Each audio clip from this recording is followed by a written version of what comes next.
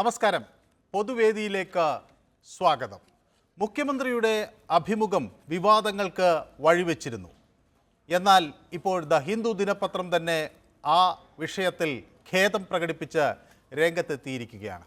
മുഖ്യമന്ത്രി അങ്ങനെ ഒരു പരാമർശം നടത്തിയിട്ടില്ല എന്നും ഒരു PR ഏജൻസി വഴിയാണ് മുഖ്യമന്ത്രിയുടെ അഭിമുഖം ഹിന്ദു നടത്തിയതെന്നും അഭിമുഖത്തിന് ശേഷം PR ഏജൻസി ആവശ്യപ്പെട്ട പ്രകാരമാണ് ഈ വരികൾ കൂടി മുഖ്യമന്ത്രിയുടെ അഭിമുഖത്തിൻ്റെ ഭാഗമായി ഉൾപ്പെടുത്തിയതെന്നും ദ ഹിന്ദു വിശദീകരിക്കുന്നു.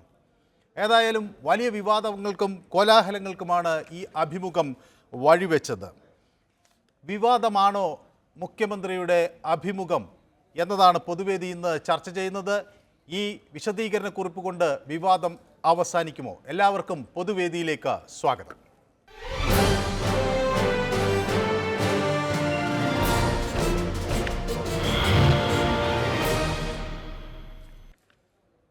ആദ്യ കോളർ വടകരയിൽ നിന്ന് ബാലകൃഷ്ണനാണ്. ശ്രീ ബാലകൃഷ്ണൻ, ഇപ്പോൾ സംഗതികൾ വ്യക്തമായിരിക്കുന്നു. ഒരു PR ഏജൻസി ദ ഹിന്ദു ദിനപത്രത്തെ സമീപിക്കുന്നു, മുഖ്യമന്ത്രിയുടെ അഭിമുഖം നൽകണമെന്ന് ആവശ്യപ്പെടുന്നു. പിന്നീട് മുഖ്യമന്ത്രി പറയാത്ത കാര്യങ്ങൾ ഉൾപ്പെടുത്തണം എന്ന് രേഖാമൂലം എഴുതി നൽകുന്നു. എന്ത് മനസ്സിലാക്കണം ഇതിൽ നിന്ന്? നമസ്കാരം സാർ. നമസ്കാരം. ഇപ്പോൾ മുഖ്യമന്ത്രിയും ഇടതുപക്ഷ സർക്കാരും ശ്രമിക്കുന്നത് ഈ അൻവറിന്റെ ആരോപണങ്ങളിൽ നിന്ന് ശ്രദ്ധ തിരിച്ചുവിടാനാണ്. അല്ലാതെ ഈ വിവാദം എന്ന് പറഞ്ഞാൽ ഇത് മുഖ്യമന്ത്രിയുടെ ഉള്ളിലിരിപ്പ് അത് തന്നെയാണ്. അത് മുഖ്യമന്ത്രി പറഞ്ഞോ പറഞ്ഞില്ലയോ എന്നുള്ളതല്ല. സത്യത്തിൽ ഈ അവസരത്തിൽ മുഖ്യമന്ത്രി ജമാഅത്തെ ഇസ്ലാമിക്കും PDPക്കും അതുപോലെ മലപ്പുറം ജില്ലക്കും എതിരായിട്ട് ഉള്ളിൽ അദ്ദേഹത്തിന് അങ്ങനെ ഒരു സംഭവം ഉണ്ട്. കാരണം ഭൂരിപക്ഷ വോട്ടുകൾ മറിക്കാമോ എന്നുള്ള ഒരു ചിന്തയിലാണ് മുഖ്യമന്ത്രി. പിന്നെ ഏതോ ഒരു മന്ത്രി പറയുന്നത് കേട്ടു, RSS കേൾക്കാമോ സാർ? കേൾക്കുന്നു. RSS തലക്ക് വിലയിട്ട ആളാണ് മുഖ്യമന്ത്രി. കേരള മുഖ്യമന്ത്രി ഇന്ത്യൻ പാർലമെന്റുമായിട്ട് എന്ത് ബന്ധം സാർ? ദേശീയ തലത്തിൽ ഒരു ഗവൺമെന്റ് ഉണ്ടാക്കാൻ CPM-ന് എന്ത് ശക്തിയാ സാർ ഉള്ളത്? അതുകൊണ്ട് ഈ ഇമാതിരി ഗിമ്മിക്കുകൾ കാണിച്ചിട്ട് RSS-നെ ഭയപ്പെടുത്താമെന്നും ഇത് മുഴുവൻ RSS-ന്റെ തലയിൽ ചെയ്യാമെന്നും മുഖ്യമന്ത്രി വ്യാമോഹിക്കുന്നുണ്ടെങ്കിൽ ആ വ്യാമോഹത്തിന് യാതൊരു പുല്ല് വില പോലും ഉണ്ടാവൂല. പിന്നെ ഇവരിപ്പം ചെയ്യേണ്ടത് എന്താണെന്ന് വെച്ചാൽ അൻവർ പറയുന്ന കാര്യത്തിന് മറുപടി പറയണം മുഖ്യമന്ത്രി. വ്യക്തമാണ് താങ്കളുടെ അഭിപ്രായം. മറ്റൊരാൾ കൂടി കാത്തു നിൽക്കുന്നതുകൊണ്ടാണ്. ശ്രീ ശിവജി, മുഖ്യമന്ത്രിയുടെ ചില പ്രയോഗങ്ങൾ അതാണ് വലിയ വിവാദത്തിന് വഴിവെച്ചത് എന്നായിരുന്നു പറഞ്ഞിരുന്നത്. അതായത് 150 കിലോ സ്വർണം ഹവാല പൈസയായി 123 കോടി രൂപയൊക്കെ പോലീസ് പിടിച്ചെടുത്തിട്ടുണ്ട്. ഇത് മലപ്പുറം ജില്ലയിൽ വന്നതാണെന്ന് മുഖ്യമന്ത്രി പറഞ്ഞ വാക്കുകളെടുത്താണ് പ്രതിപക്ഷവും അതുപോലെ തന്നെ മറ്റുള്ളവരുമൊക്കെ പ്രതിഷേധവുമായി രംഗത്ത് വന്നത്. പക്ഷേ ഇപ്പോൾ ദ ഹിന്ദു ദിനപത്രം തന്നെ വിശദീകരണക്കുറിപ്പുമായി രംഗത്ത് വരുമ്പോൾ ഈ വിവാദം ഇവിടെ അവസാനിച്ചു എന്ന് കരുതാനാകുമോ? സ്വാമി ശരണം. അയ്യപ്പസ്വാമി എന്തായാലും വാവരെ വെച്ച് തന്നെ ദുഷ്ടശക്തികൾക്ക് പണി കൊടുത്തതിൽ ഞാൻ സന്തോഷിക്കുന്നു. അതവിടെ നിൽക്കട്ടെ. പിന്നെ മുഖ്യമന്ത്രി എന്ന് പറഞ്ഞ ആള് പണ്ട് മുതലേ വർഗീയത പുള്ളിയുടെ ഉള്ളിൽ ശരിക്കുമുണ്ട്.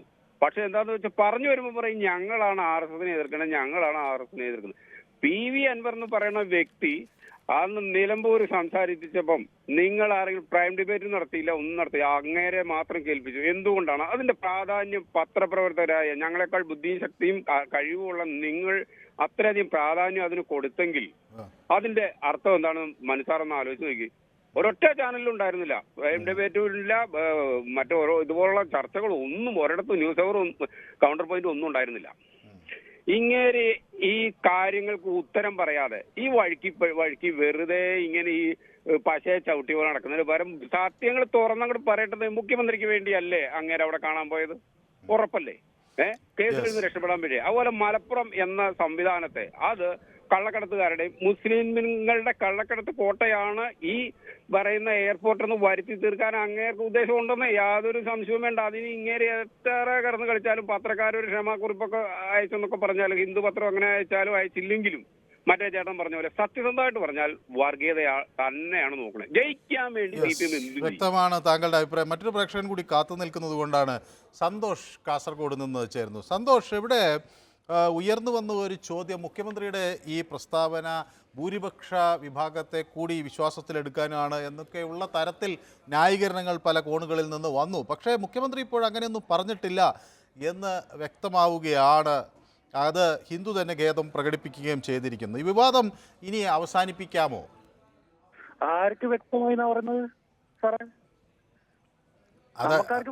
നമ്മക്കാർക്കും വ്യക്തമായിട്ടില്ല. വ്യക്തമായില്ല. മുഖ്യമന്ത്രിക്ക് അത് തിരുത്തൽ വരുത്താം. മുഖ്യമന്ത്രിക്ക് അങ്ങനെ പറയാലോ. PR ഏജൻസി അല്ലേ നേരിട്ട് അങ്ങോട്ട് പോയി പറഞ്ഞ ഹിന്ദുവിന്റെ എഡിഷനിൽ പോയി പറയുന്നത്. ഇത് വേറൊരു കാര്യം ചിന്തിക്കാണ്ട് സാറേ, ഈ CPIക്ക് ഇന്നും നേരം വെളുത്തിട്ടില്ല. കാരണം ഒരു കാര്യം ഞാൻ പറയാം. ഈ ജയരാജൻ ആദ്യം കൂടിക്കാഴ്ച നടത്തിയ സമയത്ത് ജയരാജൻ പറഞ്ഞൊരു ഇതുണ്ട്. അതായത് തൃശ്ശൂർ മണ്ഡലം ഞങ്ങൾക്ക് വിട്ടുതരണം RSS BJP RSS അത് കിട്ടുമോ എന്നുള്ള പ്രതീക്ഷ പറഞ്ഞപ്പോ ജയരാജൻ പറഞ്ഞു അത് CPI-യാണ്. അത് ഞങ്ങൾക്കൊന്നും ചെയ്യാൻ പറ്റില്ല. ഇല്ലെങ്കിൽ അവിടെ ഒരു സ്റ്റാമ്പ് സ്ഥാനാർത്ഥിയെ നിർത്തി അവിടെ ജയിപ്പിക്കാന്നുള്ള പ്രതീക്ഷ ഉണ്ടായിരുന്നു. പക്ഷെ അവിടെ അതിന് കളിച്ച കളി എന്താണ്? അവിടെ പൂരം കലക്കി BJP അവിടെ ജയിപ്പിച്ചു. ഇപ്പൊ തിരുവനന്തപുരം ഞങ്ങളുടെ മലപ്പുറം ജില്ലയെക്കാട്ടിലും കൂടുതൽ വന്നല്ലോ തിരുവനന്തപുരത്ത്. ബാഗേജിലൂടെ വന്നില്ലേ? എത്ര കോടി രൂപയുടെ സ്വർണ്ണമാണ് അവിടെ വന്നത്? അവിടെ തിരുവനന്തപുരം ജില്ല അവിടെ പറഞ്ഞിട്ടുണ്ടോ സ്വർണം പിടിച്ചതിന്റെ കാര്യത്തില്? ഇന്ന് അതുപോലെ ഇന്ന് ED അവിടെ കേസ് വന്ന് സ്വപ്ന സുരേഷിന്റെ സ്വർണ്ണക്കടത്തിന്റെ EDയുടെ അഭിഭാഷകൻ അവിടെ വന്നോ? കോടതി എന്താണെന്ന് ചോദിച്ചത്? നിങ്ങൾക്ക് ഇതിന് താല്പര്യമില്ലെന്നല്ലോ ചോദിച്ചത്. അപ്പൊ പിണറായി വിജയൻ പാർട്ടിയെ നശിപ്പിക്കുന്നു. അല്ലാതെ പാർട്ടിക്കെതിരെ അൻവർ ഒന്നും പറയുന്നില്ല. പിണറായി വിജയനും ശശിയും കൂടി പാർട്ടിയെ നശിപ്പിക്കുന്നു എന്നതാണ് അൻവറിന്റെ വിഷയം. വ്യക്തമാണ്. മറ്റൊരു പ്രേക്ഷകൻ കൂടി കാത്തു നിൽക്കുന്നതുകൊണ്ടാണ് ഷിനോയ് വർക്കലയിൽ നിന്നാണ് നമുക്കൊപ്പം ചേരുന്നത്. ഷിനോയ്, വലിയ വിവാദങ്ങൾക്ക് മുഖ്യമന്ത്രിയുടെ അഭിമുഖം വഴിവെച്ചു. അതിനുശേഷം പലയിടത്തും പ്രതിഷേധമുണ്ടായി. മുഖ്യമന്ത്രിക്ക് നേരെ കരിങ്കൊടി പ്രയോഗം വരെ നടന്നു എന്നാണ് വാർത്തകൾ പുറത്തു വന്നത്. പക്ഷേ മുഖ്യമന്ത്രി ഉദ്ദേശിക്കാത്തൊരു കാര്യം ഒരു PR ഏജൻസിയുടെ പിഴവ് കൊണ്ട് വന്നു എന്ന് വിശ്വസിക്കേണ്ടതുണ്ടോ? അതോ ഈ PR ഏജൻസിയും മുഖ്യമന്ത്രി പറയുന്നതനുസരിച്ച് നീങ്ങുകയായിരുന്നു എന്നാണോ കണക്കാക്കേണ്ടത്? സാറ്, ഇത് ബഹുഭൂരിപക്ഷ ജനങ്ങളുടെ നേർക്കും ഈ പറയുന്ന അവർക്ക് വിശ്വാസം വരുന്നില്ല എന്നുള്ളതാണ്. പറഞ്ഞു മനസ്സിലായില്ലേ? പക്ഷെ മാധ്യമങ്ങളുടെ സ്വാധീനം വളരെ വലുതാണ്. പക്ഷെ ഇതുകൊണ്ടൊരു CPM-നൊരു എന്താ പറയുക ദയനീയ അവസ്ഥയിലൊന്നും പോകുന്നില്ല. അവരുടെ ഒരു കണക്കുകൂട്ടൽ അനുസരിച്ച് ഇപ്പൊ അൻവർ ഒരു പുതിയ പാർട്ടി ഉണ്ടാക്കുന്നെങ്കിൽ അതിൽ ഏറ്റവും വലിയ കോട്ടം തട്ടുന്നത് മുസ്ലിം ലീഗിനായിരിക്കും. എന്ന് പറഞ്ഞാൽ അടുത്ത 1.5 കൊല്ലത്തിനകത്ത് തെരഞ്ഞെടുപ്പ് നടക്കുമ്പോൾ അവരുടെ കുറെ വോട്ടങ്ങ് സ്പ്ലിറ്റ് ആവും. CPM-ന്റെ അതിന് ഒരു കാര്യമായിട്ടുള്ള നഷ്ടം ഉണ്ടാവുന്നില്ല എന്നുള്ളൊരു തോന്നലാണ് എനിക്ക് തോന്നുന്നത്. വ്യക്തമാണ് താങ്കളുടെ അഭിപ്രായം. ശശിധരൻ എന്നൊരു പ്രേക്ഷകൻ വയലാറിൽ നിന്ന് നമുക്കൊപ്പം ചേരുന്നുണ്ട്. ശ്രീ ശശിധരൻ, ഏതെങ്കിലും തരത്തിൽ പ്രതിരോധത്തിലാകുന്നുണ്ടോ CPM ഈ വിഷയത്തിൽ? ഇപ്പോൾ അൻവർ വിഷയം ഒരു വശത്ത് നിൽക്കുന്നു, മുഖ്യമന്ത്രിയുടെ അഭിമുഖം വലിയ വിവാദങ്ങളിലേക്ക് നീങ്ങി.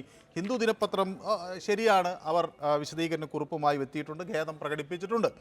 പക്ഷേ ഇത് CPM-ന് മൊത്തത്തിൽ പ്രതിരോധത്തിലാക്കുന്നു എന്ന ഒരു ആരോപണത്തിന് കഴമ്പുണ്ടോ? നമസ്കാരം.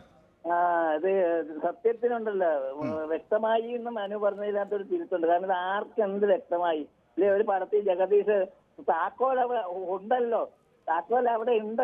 മറ്റെവിടെ ഉള്ളതൊക്കെ പറഞ്ഞു വരുന്ന പോലെ ഇതിപ്പം ഈ PR എന്ന് പറഞ്ഞു കഴിഞ്ഞാൽ അവരെ കൊണ്ട് ഇപ്പൊ ഇങ്ങനെ പറയിപ്പിക്കുന്നതാണെങ്കിൽ നമുക്കറിയാൻ പറ്റുമോ? നമുക്ക് ഇതിന്റെ ഒന്നും വ്യക്തതയില്ല. നമ്മളാകുന്ന സാക്ഷികളല്ല.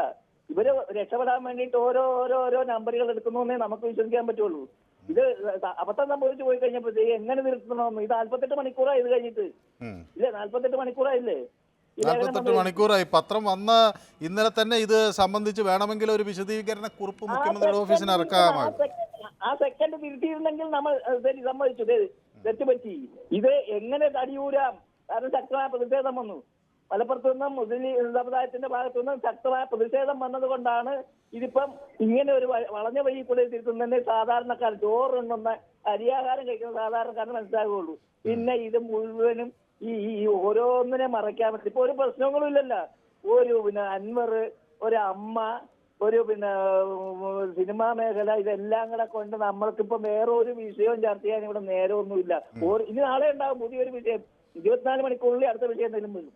വ്യക്തമാണ് താങ്കളുടെ അഭിപ്രായം. മറ്റൊരു പ്രേക്ഷകൻ കൂടി നമുക്കൊപ്പം കാത്തു നിൽക്കുന്നു. ശ്രീ ദാസൻ കണ്ണൂരിൽ നിന്നാണ് വിളിക്കുന്നത്. ശ്രീ ദാസൻ, ഒരു PR ഏജൻസിയെ മുഖ്യമന്ത്രിയുടെ അഭിമുഖം എടുക്കണം എന്നാവശ്യപ്പെട്ടുകൊണ്ട് അങ്ങോട്ട് സമീപിക്കുന്നു.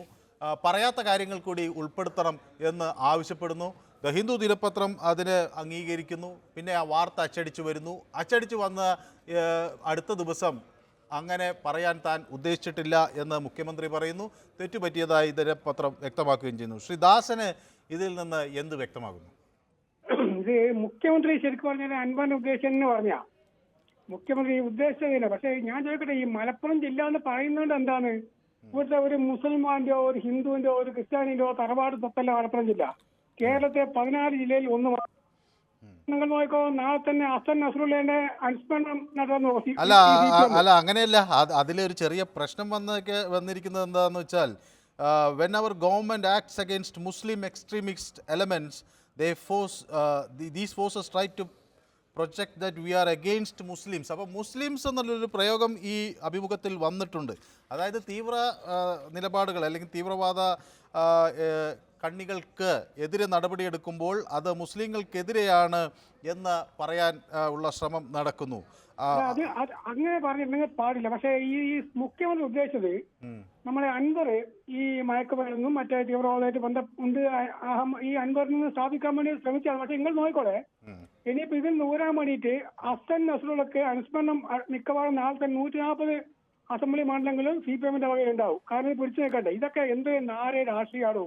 ഈ സമുദായത്തിനെ പേടിച്ചേക്ക് ഇങ്ങനെ എന്ത് രാഷ്ട്രീയം പിരിച്ചുവിട്ട് വേറെ പണിക്ക് പോകണം. വ്യക്തമാണ് താങ്കളുടെ അഭിപ്രായം. രാജൻ എന്നൊരു പ്രേക്ഷകൻ കൊല്ലത്ത് നിന്ന് ചേരുന്നവർ. ശ്രീ രാജൻ, എന്ത് തോന്നുന്നു? വിവാദങ്ങൾ കെട്ടടങ്ങാൻ ഈ വിശദീകരണ കുറിപ്പ് കൊണ്ട് കഴിയുമോ? ഇപ്പൊ പിന്നെ അൻവറിനെ എവിടെയെങ്കിലും പിടിച്ചിരിക്കണം. അതിനുവേണ്ടിയായി മലപ്പുറത്തിന്റെ കേസും മലപ്പുറത്തിനെ പിന്നെ ആക്ഷേപിച്ചെന്നൊക്കെ പറഞ്ഞ് വേണ്ടാത്ത കാര്യങ്ങൾ പറയുന്നത്. അതിപ്പം ആ പത്രം തന്നെ തള്ളി പറഞ്ഞു, അങ്ങനെ പറഞ്ഞിട്ടില്ല. പിന്നെ അല്ല, അങ്ങനെ പറഞ്ഞിട്ടില്ല എന്നല്ല പറഞ്ഞു. അതെന്താ പറയുന്നെന്ന് വെച്ചാല്, ഞാൻ പറഞ്ഞു കഴിഞ്ഞിട്ട് സാർ പറഞ്ഞു, VS അച്യുതാനന്ദൻ അന്നേ പറഞ്ഞതാണ് ഈ കാരാട്ട് റസാഖ്, അബ്ദുൾ റഹ്മാന്, KT ജലീല്, ഇവരെ പോലുള്ള ആൾക്കാർ, ഈ അൻവർ, ഇവരെല്ലാം CPM-ൽ വന്ന് ചേർന്നതിന്റെ കാരണം അവരുടെ സ്വന്തം കാര്യം സാധിക്കാൻ വേണ്ടിയാണ്. അൻവർ വന്ന എന്തിനാ? ആഫ്രിക്കയിലെ പിന്നെ കനിന്ന് സ്വർണം കുഴിച്ചെടുത്ത് ഇവിടെ കൊണ്ടുവന്ന് ഇറക്കണം, മുഖ്യമന്ത്രി സൈഡ് ചെയ്യണം, പോലീസുകാർ പിടിക്കാതെ ഇവിടെ ഇറക്കണം. അത് നടന്നില്ല. ഇപ്പൊ അതിനെതിരാണ്. ഈ അൻവർ തന്നെയാ പറഞ്ഞത് കേരളയിൽ നിർത്തലാക്കുന്നതിന് 150 കോടി VD സതീശൻ വാങ്ങിച്ചെന്ന്. അതും അന്വേഷിക്കണം. എന്നിട്ട് ഈ പിന്നെ PC ജോർജ് കഴിഞ്ഞാൽ ഏറ്റവും സത്യസന്ധനായ ഒരു മനുഷ്യനാണ് ഈ പുള്ളി. അപ്പൊ ഈ പുള്ളി ഏത് പാർട്ടി ചെന്ന് ചേർന്നോ എനിക്ക് തോന്നുന്നു അവർക്ക് ലോട്ടറി അടിക്കുമെന്നാ തോന്നുന്നത്. ഇപ്പം എനിക്ക് തോന്നുന്നത് മുസ്ലിം ലീഗ് പോകുന്നത് നല്ല. കാരണം എന്ന് വെച്ചാൽ KM ഷാജി ഉണ്ട് അവിടെ ഓൾറെഡി. പിന്നെ അൻവറൂടെ ചേർന്ന് കഴിഞ്ഞാൽ എനിക്ക് തോന്നുന്നു അടുത്ത അസംബ്ലി തെരഞ്ഞെടുപ്പിൽ മുഴുവൻ സീറ്റ് അവർക്ക് ഭാരം. വ്യക്തമാണ് താങ്കളുടെ അഭിപ്രായം, മനസ്സിലായി. ദീപു തിരുവനന്തപുരത്ത് നിന്ന് നമുക്കൊപ്പം ചേരുന്നു. ദീപു, ഇവിടെ എന്തൊക്കെയോ മണക്കുന്നുണ്ടോ? ഒരു അഭിമുഖം വരുന്നു, തിരുത്തു വരുന്നു, എല്ലാം സമ്മതിച്ചു. മുഖ്യമന്ത്രി പറയാത്ത കാര്യമാണ് എന്ന് പത്രം തന്നെ സമ്മതിച്ച ഒരു സാഹചര്യം. പക്ഷേ ഇത് മൊത്തത്തിൽ എന്തോ ഒരു താളപ്പിഴയുണ്ട് എന്ന് തോന്നാൻ മാത്രം ഉതകുന്നതാണോ? അല്ല, എന്താണ് മനുവിനെ പോലെ ഒരു എക്സ്പീരിയൻസ്ഡ് ആയിട്ടുള്ള ഒരു മാധ്യമ പ്രവർത്തകൻ ഈ രീതിയിലാണോ സംസാരിക്കേണ്ടത്? ഒരു ഹിന്ദു എന്ന് പറയുന്ന ഈ പത്രം ഏത് നിലയിലുള്ള പത്രമാണെന്ന് മനുവിന് നന്നായിട്ട് അറിയാം, കേൾക്കുന്നവർക്കറിയാം, പത്രമാധ്യമങ്ങൾ വായിക്കുന്നവർക്ക് നന്നായിട്ട് അറിയാം. അവരൊരു ധാർമ്മികക്കെതിരെ, പത്രധാർമ്മികയ്ക്ക് അല്ലെങ്കിൽ മാധ്യമ ധാർമ്മികക്കെതിരായി പോയി അതുകൊണ്ട് ഖേദം പ്രകടിപ്പിക്കുന്നു എന്നൊരു പത്രം പറയണമെങ്കിൽ അവർക്ക് പറ്റിയ തെറ്റെന്താണ്? മുഖ്യമന്ത്രി ഇവിടുന്ന് ഉടനെ എഴുതി കൊടുത്ത ഉടനെ ഞാൻ ഇത് പറഞ്ഞിട്ടില്ല, നിങ്ങൾ അതിനകത്ത് നടപടി എടുക്കണം എന്ന് പറഞ്ഞു കഴിഞ്ഞാൽ അവരത് പരിശോധിച്ചത് അത് ഇടുമ്പം അവരുടെ ഭാഗത്തു നിന്ന് വന്ന പിഴയല്ലേ? പിന്നെ മനു പറയുന്നത് എന്താണ്? ഈ പറയുന്ന ഏജൻസി കൊടുത്തതാണെന്ന്. ഏജൻസി കൊടുത്ത മുഖ്യമന്ത്രിയുടെ കൺസെന്റ് ഉണ്ടോ? അല്ല, ദീപു പറയുന്നതിൽ ഒരു വശമുണ്ട്. പക്ഷേ നോക്കൂ, ഇത് തുടങ്ങുന്നത് എങ്ങനെയാണ്? PR agency case and approach the Hindu offering an interview with the chief minister Pinarayi Vijayan. ഇങ്ങനെ ഒരു അഭിമുഖം എടുക്കണം എന്ന ആവശ്യവുമായി ഹിന്ദുവിനെ സമീപിക്കുന്നത് പിണറായി വിജയൻ മുഖ്യമന്ത്രിയാണ്. അവർ journalist interviewed the chief minister at Kerala house at 9 AM on September 29. Two representatives of the PR agency were also present along with the CM. ഈ രണ്ട് PR ഏജൻസി അവിടെ ഉണ്ടായിരുന്നു. ഞാനൊരു കാര്യം പറയട്ടെ മനു, നിങ്ങള് ഈ പറയുന്ന ഈ PR ഏജൻസി, മുഖ്യമന്ത്രി, മറ്റൊരു പത്രം, ഇത് തമ്മിൽ ഇങ്ങനെ തന്നെയാണോ മാധ്യമങ്ങളില് ഒരു വലിയ പിന്നെ അഡ്മിനിസ്ട്രേറ്ററോ അല്ലെങ്കിൽ ആ ഭാഗത്ത് നിൽക്കുന്ന ആൾക്കാരുടെ ഇന്റർവ്യൂസ് വരുന്നത്? എങ്ങനെയാണെന്ന് നിങ്ങൾ ഞങ്ങളെ പഠിപ്പിക്കും. അങ്ങനെ അല്ല, അങ്ങനെ ഒരു സാധനമേ ഇല്ല എന്നാണെങ്കിൽ ശരി. ഏജൻസികളൊക്കെ ഇപ്പൊ ഒരു പുതിയ രീതിയാണ്. ഞങ്ങളൊക്കെ കുറച്ച് പഴയ ആളുകളാണ്. പഴയ ആളുകളായി ഞങ്ങൾ നേരിട്ട് അവരുടെ പ്രസ് സെക്രട്ടറിയോ PA മനോജിനെയോ ഒക്കെ വിളിച്ച് പഴയ ആളുകളുടെ വിടും. എനിക്ക് സമയം വേണേ. പഴയ ആളുകളുടെ പുതിയ ആളുകൾക്ക് ഒരു പക്ഷേ ഇത്തരം രീതികൾ ഉണ്ടാവുകയായിരിക്കും. ഈ സംഭവം പക്ഷേ ഇതിൽ ഞാൻ പറയട്ടെ മനു പറഞ്ഞല്ലോ, ഞാൻ പറയട്ടെ. ഇവിടെ മുഖ്യമന്ത്രി വളരെ വ്യക്തമായി കാര്യങ്ങളെല്ലാം അതിന്റെ ആദ്യത്തെ ഭാഗങ്ങളിലെ കാര്യങ്ങൾ തെരഞ്ഞെടുപ്പുമായി ബന്ധപ്പെട്ട്, അവസാന ഭാഗങ്ങളിലെ കാര്യങ്ങൾ, ഇതിന്റെ നടുക്ക് വരുന്ന കാര്യങ്ങളിലെ ഈ തുണ്ടുകൂടെ അവര് കൊടുത്തപ്പോ എഴുതി ചേർക്കാൻ ഉള്ള ത്വര എന്തായിരുന്നു ഹിന്ദുവില്? ആ ഹിന്ദുവിൽ ആർക്കാണ് ഈ ത്വര? അല്ല അതാണ് ഞാൻ പറഞ്ഞത്. അതാണ് ഞാൻ അതിന്റെ അല്ല അത് അവർ തെറ്റാണെന്ന് സമ്മതിച്ചു. പക്ഷേ അവിടെ എന്നെ അല്ല ലാഘവല്ല, അത് പ്രധാന തെറ്റാണെന്ന് തന്നെയാണ് ദേശീയ പത്രം മുഖ്യമന്ത്രിയുടെ ഭാഗത്തുനിന്ന് ഇങ്ങനെ വാക്കുകൾ ഉണ്ടായെന്ന് എഴുതി ധാർമ്മികമായി മാധ്യമ പ്രവർത്തനത്തിനെതിരെ. അതെ എന്ന് അവർ തന്നെ പറഞ്ഞിട്ടുണ്ട്. ലാപ്സ് ഇൻ ജേർണലിസ്റ്റിക് റിഗർ എന്ന് അവർ തന്നെ പറഞ്ഞിട്ടുണ്ട്. Should not have happen. പക്ഷേ എന്റെ അല്ല ദീപു അല്ല പക്ഷെ ഞാൻ ചോദിക്കുന്ന ഒരു കാര്യം ദീപു, ഇതിൽ എന്താന്ന് വെച്ചാൽ ഇവരൊരു റിട്ടേൺ സ്റ്റേറ്റ്മെന്റ് കൊടുക്കുകയാണ്. ഇത് മുഖ്യമന്ത്രി അത് അന്വേഷിക്കണം. ആർക്ക് വേണ്ടി ഈ പണി ഹിന്ദു എടുത്തു? ഹിന്ദുവിൽ ആരാണ് ഈ നുഴഞ്ഞുകയറ്റക്കാര്? ഏജൻസിയാണ് റിട്ടേൺ സ്റ്റേറ്റ്മെന്റ് കൊടുത്തത്. മാധ്യമപ്രവർത്തകരാണ്. ഏജൻസിയാണ് റിട്ടേൺ സ്റ്റേറ്റ്മെന്റ് കൊടുത്തിരിക്കുന്നത്. പറഞ്ഞതാണ് ഇത് കൂടി. ഹിന്ദു എങ്ങനെയാണ് മുഖ്യമന്ത്രിയുടെ കൺസെന്റ് ഇല്ലാതെ അത് വ്യക്തമാക്കുന്നത്? അല്ലെ പ്രസ് സെക്രട്ടറിയോ അല്ല ചെയ്യാൻ പാടില്ല ഇല്ലാതെ അത് അതിനകത്ത് കൊടുക്കുന്നത് മനു? അത് പറ്റില്ല. അപ്പൊ അങ്ങനെ ഇത്രയും വലിയൊരു ഫോൾട്ട് ഹിന്ദുവിന്റെ ഭാഗത്തുനിന്ന് ഉണ്ടാക്കി ഇവിടെ മുഴുവൻ കേരളം മുഴുവൻ മാത്രമല്ല ഈ വിഷയമേ മാറ്റി നിർത്തൂ. എന്തേ ഇടതുപക്ഷത്തിന് ന്യൂനപക്ഷ സംരക്ഷണമാവട്ടെ, ഇവിടെ ജനങ്ങളുടെ പ്രക്രിയ ആവട്ടെ, മുസ്ലിം സമൂഹത്താവട്ടെ എന്തെങ്കിലും പ്രശ്നങ്ങളുണ്ടോ? അവരോടുകൂടെ ജനങ്ങൾ എന്തെങ്കിലും വെള്ളം ചേർക്കലുണ്ടോ? എന്തെങ്കിലും ദുർവ്യാഖ്യാനം അല്ലെങ്കിൽ വേറെ എന്തെങ്കിലും ചീത്ത പ്രവർത്തനം ഉണ്ടോ? അല്ല ഞാൻ ചോദിക്കുന്നത് ദീപു പറഞ്ഞതൊക്കെ ഞാൻ സമ്മതിച്ചു. പക്ഷെ എനിക്കൊരു ചോദ്യം.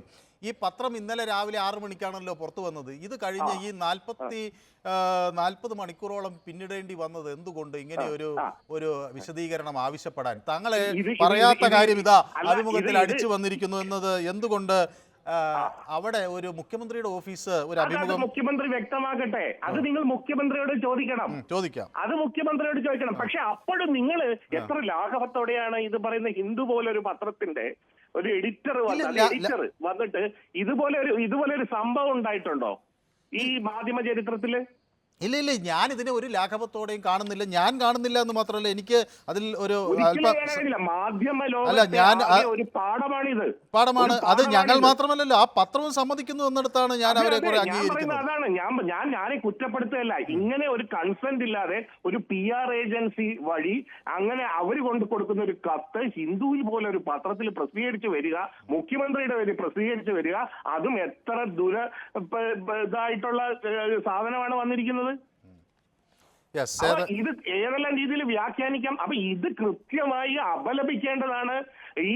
ഇതിനെപ്പറ്റി ഇവിടെ വന്ന് പറയുന്നവർ അങ്ങനെയാണ്, അൻവറിന് വേണ്ടി ഇങ്ങനെയാണ്, അതൊക്കെ മാറ്റി നിർത്തൂ. ഈ ഹിന്ദുവിന്റെ കാര്യം മാറ്റി നിർത്തൂ. CPM-ന്റെ നിലപാടില്ലേ ഈ രാജ്യത്ത്? ആ നിലപാടിൽ എന്ത് വെള്ളം ചേർക്കലുണ്ടെങ്കിൽ ആരെയാണ് നിങ്ങൾ ഈ പറ്റിക്കാൻ നോക്കുന്നത്? നിങ്ങളെന്ന് പറഞ്ഞാൽ ഞാൻ മാധ്യമങ്ങളെ മുഴുവനാണ് കേട്ടോ പറ്റിക്കാൻ നോക്കുന്നത്. ആ നിലപാടിൽ ഉറച്ചു തന്നെയാണ് CPM പോകുന്നത്. ആ നിലപാടിൽ ഉറച്ചു തന്നെ ഇന്നും നാളെയും മറ്റന്നാളും പോകും. എന്നും എപ്പോഴും ആരാണോ ഇവിടെ ആക്രമിക്കപ്പെടുന്നത് അവരുടെ കൂടെ CPM ഉണ്ടാവും. അതാണ് CPM. അതുകൊണ്ടാണ് CPM-നോടൊപ്പം സാധാരണക്കാരായ ബുദ്ധിയുള്ള ജനങ്ങൾ. ദീപു ബാക്കിയൊക്കെ ഞാൻ സമ്മതിച്ചു. ഏതായാലും ഹിന്ദു ദിനപത്രം CPM-നെതിരെ ഒരു നിലപാട് എടുക്കുമെന്ന് ഞാനിപ്പോ കുറെ കാലം വായിക്കുന്നുണ്ട്, വിശ്വസിക്കുന്നില്ല. അതിന്റെ എഡിറ്റർ വന്നിട്ട് ഈ മറുപടി നാണക്കേട് അയാൾ പറയേണ്ടി വന്നത്. ഏതായാലും വ്യക്തമാണ്. ഇനി മറ്റൊരു പ്രേക്ഷകൻ കൂടി കാത്തു നിൽക്കുന്നതുകൊണ്ടാണ് ദീപു പറയാനുള്ളത് കൃത്യമായി പറഞ്ഞു എന്നാണ് ഞാൻ വിചാരിക്കുന്നത്. അജയ് കുമാർ, വളരെ നന്ദി ദീപു. അജയ് കുമാർ എന്നൊരു പ്രേക്ഷകൻ കൂടി നമുക്കൊപ്പം ചേരുന്നുണ്ട്. ശ്രീ അജയ് കുമാറിന് എന്ത് തോന്നുന്നു? ഇതൊരു പത്രത്തിന് വന്ന പിഴവിൽ ഒതുങ്ങി ഈ പ്രശ്നം അവസാനിച്ചു എന്ന് കരുതാമോ? ഈ പത്രത്തിൽ വന്ന പെശക് മാത്രമല്ല, ഇതിന്റെ കൂട്ടിച്ചേർക്കേണ്ട കുറെ വരികളുണ്ട്. കേൾക്കുന്നു. ഈ പത്രത്തിൽ വന്ന പിഴവ് മാത്രമല്ല, ഇതൊരു വലിയ ഗൂഢാലോചന ഉണ്ട് ഇതില്. ഈ ഗൂഢാലോചനയ്ക്കൊക്കെ കാരണക്കാരൻ പിണറായി വിജയനാണ്. ഈ പിണറായി വിജയൻ അൻവർ വിഷയത്തിൽ ഇപ്പൊ എന്താ നിലപാടെടുക്കണമെന്ന് അറിയില്ല. അൻവറെ കൊണ്ടുവന്നത്, ജലീലിനെ കൊണ്ടുവന്നത്, അതുപോലെ കാരാട്ട് റസാഖിനെയൊക്കെ കൊണ്ടുവന്നത് പിണറായി വിജയനാ. എന്തിനു വേണ്ടിയാ? ഇടതുപക്ഷ നയങ്ങളെ തിരുത്തി വലതുപക്ഷ നയങ്ങൾ പാർട്ടിയിൽ അടിച്ചേൽപ്പിച്ച് പാർട്ടിയെ തകർക്കുന്നതിന് വേണ്ടി കൊണ്ടുവന്ന അൻവറും സംഘവും ഇപ്പൊ പിണറായിക്കെതിരെ തിരിഞ്ഞു. ഇതിന്ന് രക്ഷപ്പെടാൻ വേണ്ടി നടത്തുന്ന ചില വക്രബുദ്ധികളുടെ ഭാഗമാണിത്. ഈ PR ഏജൻസിയാണ്, അതും പിണറായി വിജയന്റെ ഏജൻസി ആയിരിക്കും. അതെ, അതുകൊണ്ടാണ് അവര് ആണല്ലോ ഇത് ഈ പബ്ലിക് റിലേഷൻസ് നോക്കുന്നത് കൊണ്ടാണല്ലോ മുഖ്യമന്ത്രിയുടെ ഒരു അഭിമുഖം എടുക്കണം എന്ന് അവർ അങ്ങോട്ട് ചെന്ന് ആവശ്യപ്പെടുകയും അതിനുള്ള സൗകര്യം ഒരുക്കി കൊടുക്കുകയും ചെയ്തത്. അത് ഇത് PR ഏജൻസിയും പിണറായി വിജയനൊക്കെ ചേർന്നിരുന്നത് കള്ളക്കളിയാ. ഏതായാലും മറ്റൊരു അജയ്കുമാർ കൂടി നമുക്കൊപ്പം ചേരുന്നുണ്ട്. ശ്രീ അജയ്കുമാർ, ചങ്ങനാശ്ശേരിയിൽ നിന്നാണ് വിളിക്കുന്നത് അല്ലേ? നമ്മൾ സംസാരിച്ചിടയ്ക്ക് അങ്ങോട്ട് തിരിഞ്ഞു പോയി കോള്. അത് ശരി, അത് ശരി. അത് അതായത് രണ്ട് അജയ്കുമാർ ഒരേ സമയത്ത് വിളിച്ചു, ഒന്ന് ചങ്ങനാശ്ശേരിയിൽ നിന്നും ഒന്ന് കളമശ്ശേരിയിൽ നിന്നും. അപ്പോൾ വലിയ സാമ്യം വരുമ്പോൾ ഉണ്ടാകുന്ന ചില പ്രശ്നങ്ങൾ കൊണ്ടായിരിക്കണം. കുഴപ്പമില്ല. പക്ഷേ ശ്രീ അജയ്കുമാർ നമ്മുടെ ഒരു സ്ഥിരം പ്രേക്ഷകനാണ്, എല്ലാവർക്കും ഇവിടെ അറിയാവുന്ന ഒരാളാണ്. അതുകൊണ്ട് അങ്ങനെ തെറ്റ് പറ്റാൻ പാടില്ലായിരുന്നു. അത് പക്ഷേ സാങ്കേതിക തെറ്റാണ്, ആളുകൾക്ക് തെറ്റ് പറ്റില്ല.